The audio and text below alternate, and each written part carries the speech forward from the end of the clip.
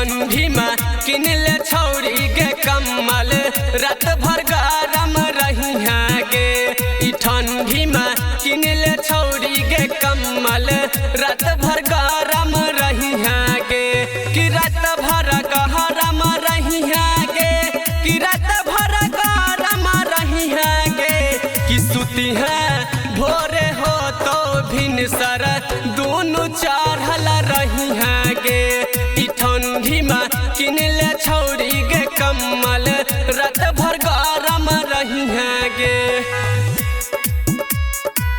किन ले छौरी के कम्मल कम्मल गरम रही है गे,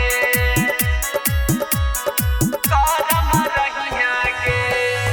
छूट जाई तो सहरम रहब बिना कम्मल के गरम गे छौरी, बिना कम्मल के गरम, बिना कम्मल के गरम। छूट जाई तो सहरम रहब बिना कम्मल के गरम गे छौरी, बिना कम्मल के गरम। त खोजी है छौरा हाथा काठा धाई के चढ़ल रहतौगे। ई ठंडी में किन ले छौरी के कम्मल रात भर गरम रही है गे। किन ले छौरी के कम्मल कम्मल गरम रही है गे,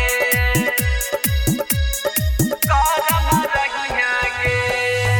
चढ़ लागतो जवानी छौरा करतो तोरा मन मानी गे छौरी, करतो तोरा मन मानी, करतो तोरा मन मानी। चढ़ लागतो जवानी अंजर करतो तोरा मन मानी गे छौरी, करतो तोरा मन मानी। त देखी है दिन राते तोरा धाई के चढ़ल रहतौगे। ई ठंडी में किन ले छौरी के कम्मल